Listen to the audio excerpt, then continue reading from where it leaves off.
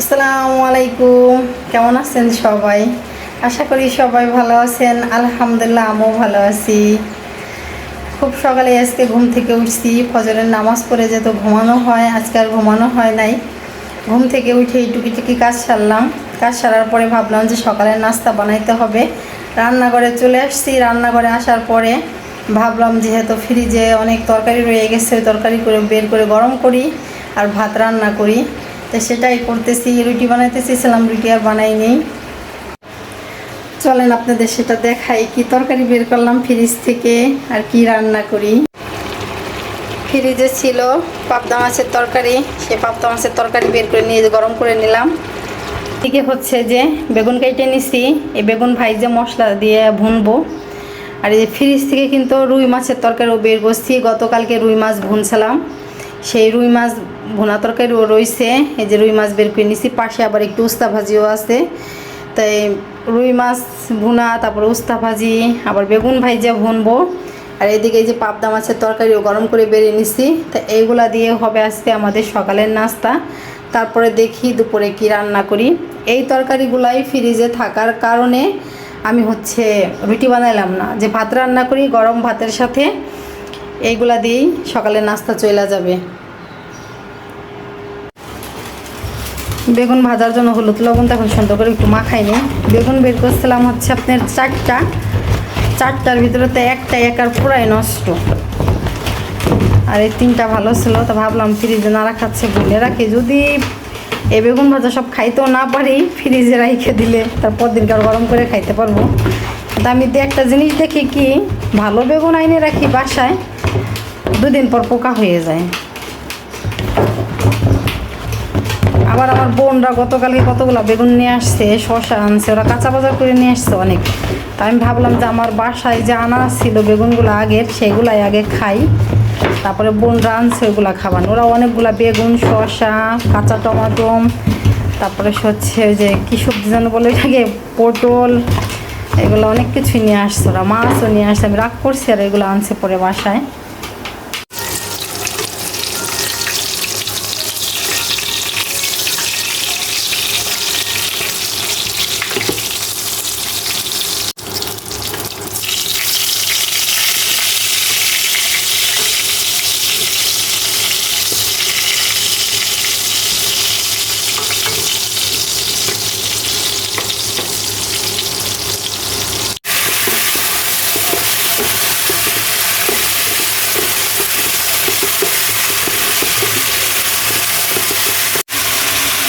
তো বেগুন ভাজানো হয়ে গেছে। এখন বেগুনের ভিতরে যে মশলা দেবো, সেই মশলা এই যে কষাইতেছি। এখন একটু পানি দিয়ে দিই। সুন্দর মতো মশলা কষানো হয়ে গেছে।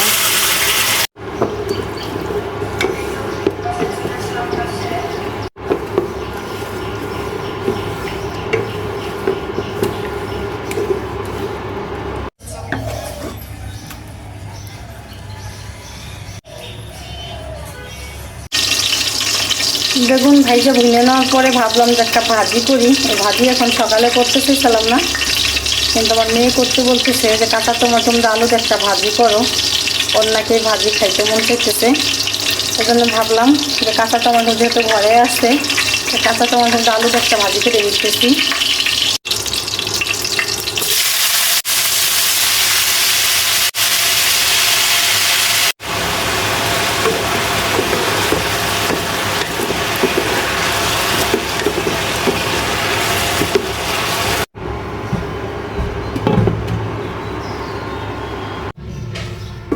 এই তো ভাজিও রান্না করা আমার হয়ে গেছে।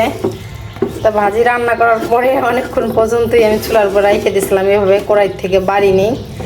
তাই এখন বাইরে নিব। আমি ভাজি বা চচ্চড়ি যাই করি না কেন, আমি সঙ্গে সঙ্গে কড়াই থেকে বাড়ি না। কড়াইতে এরকম থাকে, কিছুক্ষণ পর বাড়ি, যে নিচে যে একটা লাগা লাগা ভাব হয়, ওইটা বাড়ার সময় থাকে না। যেহেতু নিচে তেল চলে যায়, তেল চলে গেলে সুন্দর মতো কড়াই থেকে যেভাবে উঠা যায়। এখন বাইরে নিব, এতক্ষণ বাড়ি নেই, রাইখা গেছিলাম চুলার উপর এইভাবে। আর ভাজির থেকে একটু গালে দিয়ে আমি দেখি না, মজাই লাগতেছে। সকালে রান্না করা তো হয়ে গেছে, এখন ঘরের টুকিটাকি কিছু কাজ করব। সকাল থেকে এখন পর্যন্ত ঘরের এই টেবিলটা মোছা হয় নাই। আর এই টেবিল কিন্তু দেখা যায় কি দিনের ভিতরে আমি 2 থেকে 3 বার মুছি। এই তো মোছা হয়ে গেছে। টেবিলে আমার তেমন কিছু থাকে না, টিস্যু, একটা জগ, মগ আর লবণী থাকে, আর একটা ফোন থাকে সবসময়। আমি কথা বলে ফোনটা জায়গায় রেখে দিই, এই জায়গার থেকে চার্জ দিয়ে জায়গায় রেখে দিই। রাতে খাওয়া দাওয়া করে থালা বাসন সব ধুয়ে রাখি। আর এই যে সকালে রান্না করার পরে যেগুলো বের হয়েছে এখন সেগুলো ধুবো। সকালে উঠে আমার কোনো থালা বাসন ধোয়ার প্যারা থাকে না, মানে রাতেই তো সব ধুয়ে রেখে দিই। আর এগুলো এখন সকালে রান্না করার পর বের হয়েছে, এখন এগুলা ধুয়ে নেব। রান্নাঘরের কাজ বাজ হয়ে গেছে, এখন যে সকালের খাওয়া দাওয়া করবো। দেখেন এই যে জামা ভিজা যায়, একটাই কিনতে হবে আমার, থালা বাসন ধুতে এলে জামা ভিজা যায় এভাবে। এখন সকালের খাওয়া দাওয়া করিনি, এখনও 10:30 বাজে, এখন সকালের খাওয়া দাওয়া করবো। সকালে রান্না বান্না করে টুকিটাকি কাজ সেরে তারপরে সকালের খাবার খাইছি। খাওয়ার পরে দুপুরে রান্না করব। এমন সময় আমার বড় বোন বলতেছে তার শ্বশুর বাড়ি যাইতে হবে। কয়েকদিন আগের থেকেই যাওয়ার নিয়ত ছিল, কিন্তু হঠাৎ করে নিয়ত চেঞ্জ হয়ে গেছিলো যে যাবো না। কিন্তু হঠাৎ করে আমার বোন আবার বলছে যে আবার যাইতে হবে, এজন্যই যে আর দুপুরে রান্না করলাম না। গোসল করে সবাই মিলে রেডি হয়ে পড়ছি, বড় বোনের শ্বশুর বাড়ি যাবো। তা আপনাদেরকেও সাথে করে নিয়ে যাব, স্কিপ না করে ফুল ভিডিও দেখবেন। আল্লাহ কি কস তো ওই জোড়া তো এজোড়া পরে না যাবো, ওই জোড়া তো লাইনে দেই। এখনো কিন্তু সময় আছে, বাসার সামনেই কিন্তু আছি। আমার ঈদের দিনকে জুতো পরে তো আমার পাশ ছিল না, ওর পাশ হয়ে গেছে।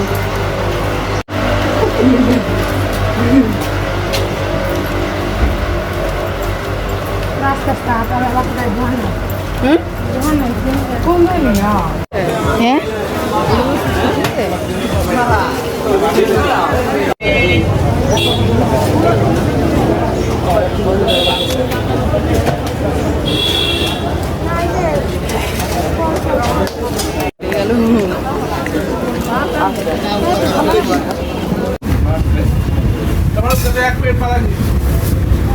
কত পিস কত পিস?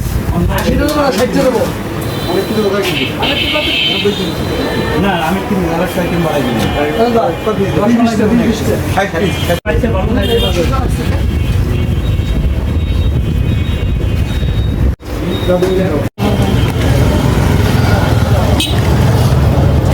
ওরা দাঁড়াই রয়েছে ওই পাশে না?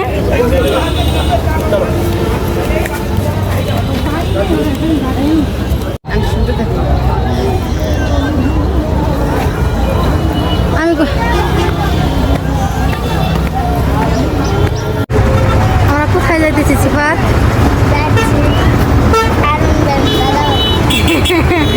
যাচ্ছি আরমান ভাইয়ের দাদা বাড়ি। তাই বাসে না যাই আমরা অটোতে যাইতেছি, বাসে রান্না করতে পারি না।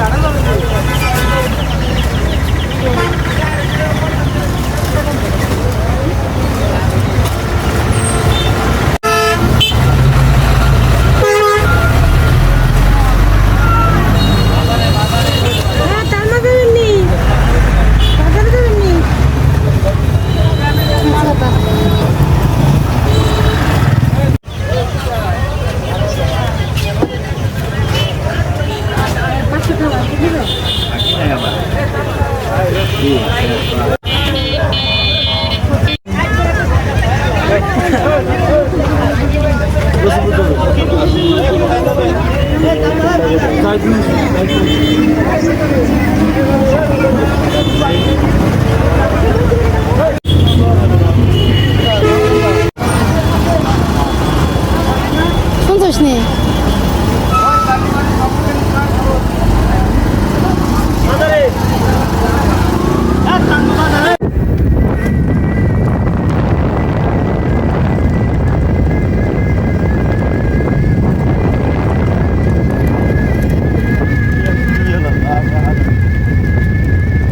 মাহিরে নিয়ে যখন ছোট সময় আইছিলাম না তখন এই রাস্তা পাকা ছিল না।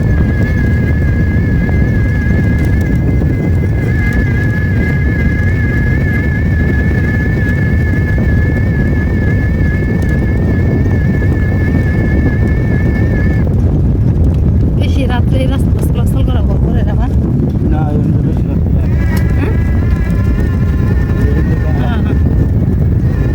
মানে রাস্তা দুই পাশে তো এখানে নামবি নি মাঝি রাস্তা দিয়ে তাই না? এমনিই কথা বলতে হবে। মেলা দিন পর কাঁচা রাস্তায় গেছে সরম লাগছে।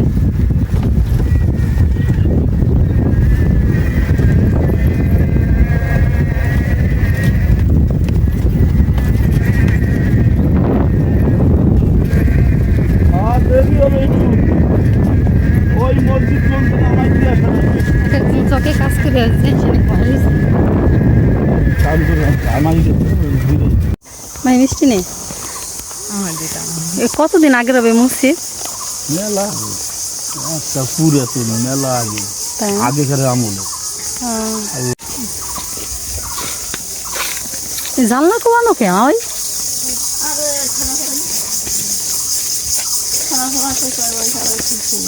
এই এই এলাকায় কাজে লাগছিল পরে এই হয়েছে না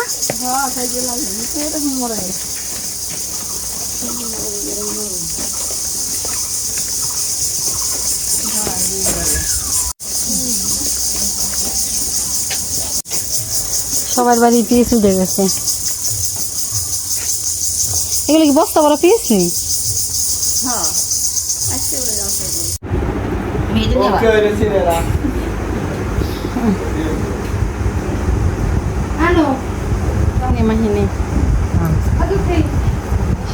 আমার ছোটকালে কি করতো মা এই সবে নিয়ে তার বসে থাকতো না আজ স্কুলে খাইলো না ও ছোট কাছে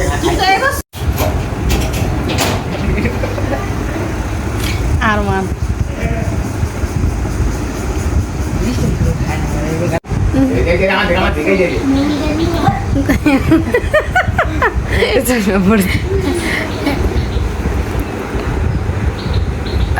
এদিকে তাকাও তো একটু এই ঠিক আছে এবার চশমা পড়া সুন্দরী হয়েছে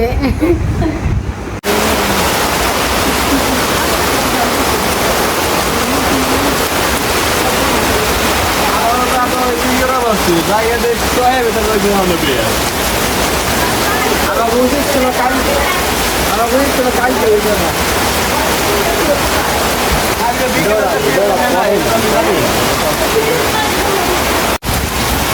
সকালে কি সুন্দর রোদ দেখলাম না মেঘ করাও সারা বৃষ্টি আসাও সারা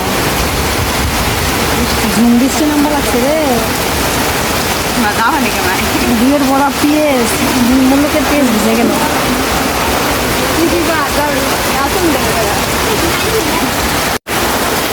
কি সুন্দর রোদ উঠছে আবার বৃষ্টি নামতেছে দেখেন কি সুন্দর রোদ রোদ উঠতেছে আবার বৃষ্টিও নামতেছে প্রচুর পরিমাণে বৃষ্টি আবার তার ভিতরে কিছু ধ্যান রোদ আমার ওদিকে দেখে আমার বৃষ্টি নামে নাই আমাদের নামে নাই।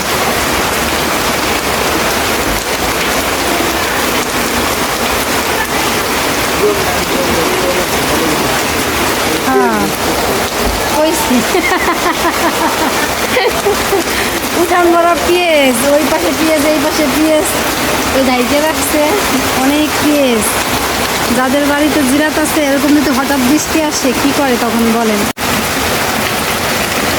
এই সাইডে পিএস বলাচ্ছে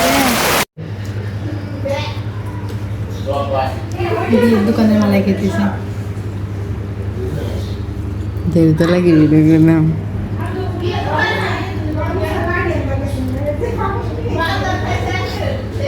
বিয়ের দোকানের কোন কোন এগুলো স্বাদ বেশি খাবি মেয়ে আমারটাতে তুমি খাইতেছো।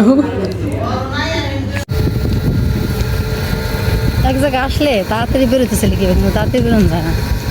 তার একটু সকালে আসলে কিন্তু তার একটু আগে বেরোনো কথা, ঠিক না?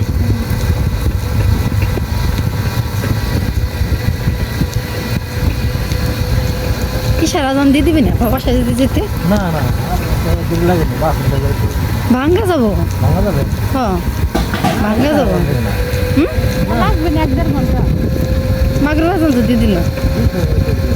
মোড়ের থেকে টাকা ইচ্ছে যাবেন না একবার মরে যাবেন না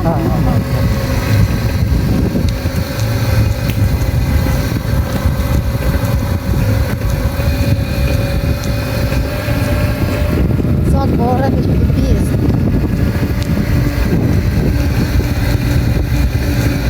হ্যাঁ হ্যাঁ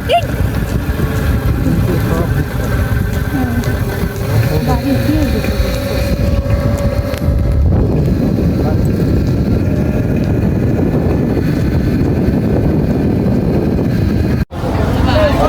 আমরা ভাঙ্গা চলে আসছি।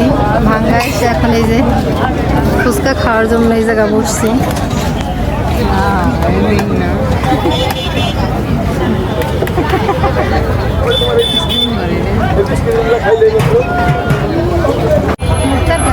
এই জায়গায় সবাই বসছে ফুচকা আর চটপটি খাওয়ার জন্য। আমাদের ফুচকাও চলে আসছে। তোর কাছে রাখ, তোর কাছে রাখ। খাওয়া শুরু কর তুই। সিবাত খাওয়া লাগছে। ভাই টাকা দিচ্ছি।